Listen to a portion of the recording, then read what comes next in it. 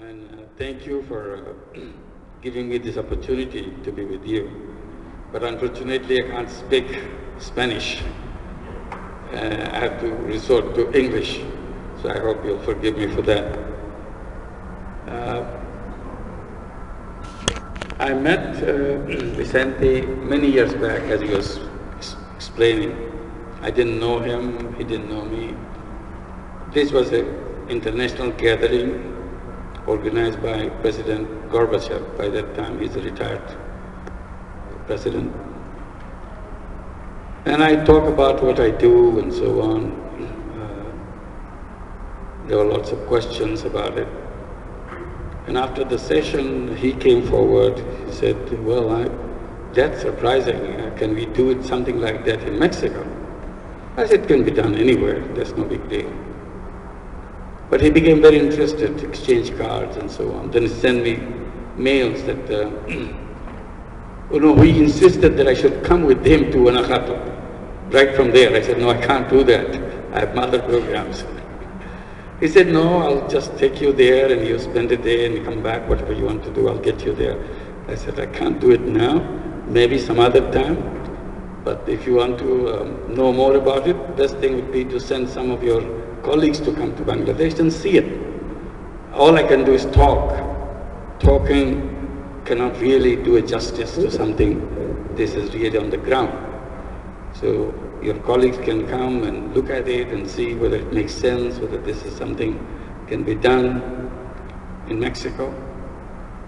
So we went back to each other's place, and a few months later, I see a group of his colleagues coming to Bangladesh. Very quick job. And that was the beginning of our relationship. And he became the governor of Guanajuato, and I'm very pleased that he took it as his issue that he was to pursue that. And he did that. And our relationship began with a meeting organized by President Gorbachev. I had to get away from Moscow yesterday. 2 hours before a meeting with him. I couldn't join in the meeting. There are 3 of us who would be meeting him, so I have to apologize. I had to come back here because I had to catch the flight. So I missed him to get to you. The issue that is in the center of all this discussion is how we can help people unleash their capacity. That's the whole thing. And I had no idea how this can be done. Even that people have so enormous creative power inside of them, that was not very clear to me either. I was an economics teacher, teaching in one of the universities in Bangladesh in mid-70s. I used to teach in the States, in Middle Tennessee State University in Tennessee. But in the meantime, Bangladesh got into a lot of fight with the Pakistani authorities. It turned into liberation war of secession. Bangladesh wanted to become separate from Pakistan. And I supported that move and continued to mobilize support within the United States to support the case of Bangladesh as an independent country. And by end of 1971, Bangladesh became an independent country. And I immediately resigned from my job in the university and went back to Bangladesh, which is a newly created independent country, but totally devastated because of the war that took place. Lots of people were killed, lots of bloodshed, lots of devastations. Whatever little economic base we had, industrial base we had, totally destroyed during the war.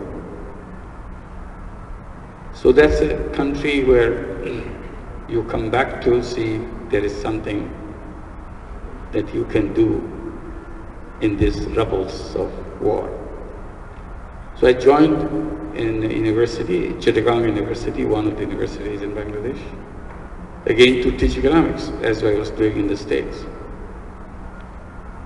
But quickly Bangladesh situation got worse than what it was in 1971. By 1974, we had a famine in the country, people dying of hunger all the place. Not just hundreds, not just thousands, hundreds of thousands were dying all around the country because of famine, not having something to eat. When you are a young teacher, full of enthusiasm that you know something that you want to pass on to your students, and students will be excited about this learning.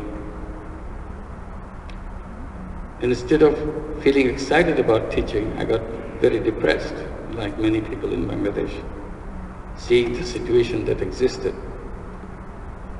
And I started feeling that whatever I was teaching, these are worthless things. It makes no sense in the life of the people in Bangladesh. When people are dying, all those theories look like jokes, because those theories have no meaning in the life of those people. And you have a strong feeling of emptiness. All those quote-unquote knowledge looks like fairy tales, has nothing to do with the real world. And that sense of uselessness gripped me. And I felt that as a human being, I have nothing to offer. Suddenly it came to my mind, my theories, my textbooks may not be useful, but as a human being, I can make myself useful to another human being, even without knowing anything. Just be on the side of the person.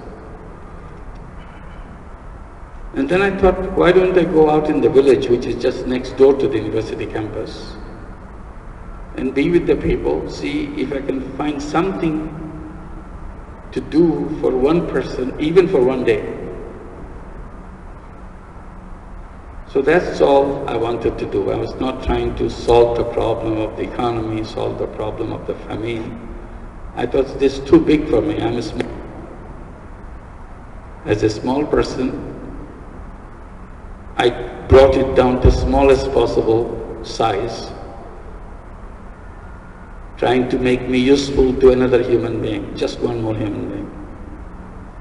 So every day I will go in the village after the school and talk to people, try to find out if there is something I can do for that day. And I did lots of little things. Then gradually I learned a lot about the village, about the life of the poor people, because I'm with them all the time. And what struck me was the phenomenon called loan sharking, money lending. Tiny little money is people, and in exchange they really grab the whole life of those people, control the life of the people, and make them extremely miserable. And I keep seeing it repeatedly. It's happening in front of me. I meet people who have borrowed money and in exchange give up everything they had. It was a very ugly thing to notice, an ugly thing to experience. And I felt terrible that I can't do anything about it. It's such a big problem. It's not only a problem of the village, it's not the problem of the country. It's a global problem. Everybody talks about it, everybody writes about it, but nobody has a solution. Suddenly it came to my mind, I can solve this problem. Not for the whole world, but I can solve the problem of this village. It's such a simple thing to solve this problem. And the idea that came to my mind as a solution, why don't I lend the money? Why should they go to somebody and then I feel ugly about it? If I lend the money, people will come to me and the problem is solved. I thought that makes sense. And I didn't wait for another day to think about it. I started lending money to people out of my own pocket. I could do that because the amount is so small.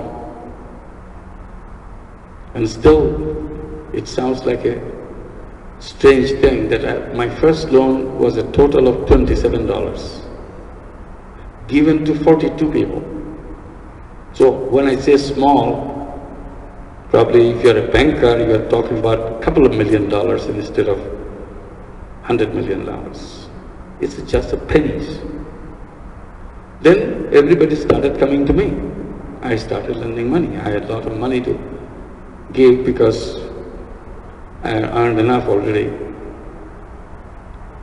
But there's more and more people who started coming to me. I realized that yes, it touched their life.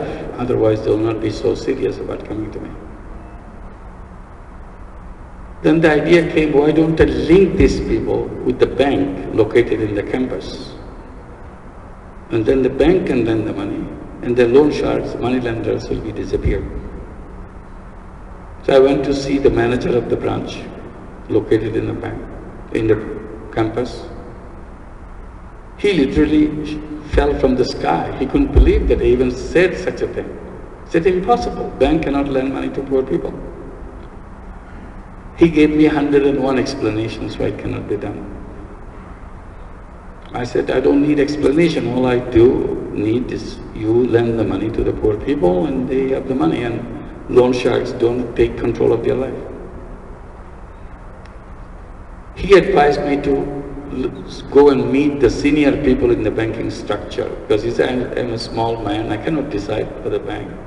Bank's rules are very clear. I cannot lend money. If you can persuade the higher-ups, then I can do it. So I started talking to all the big shots in the banking system.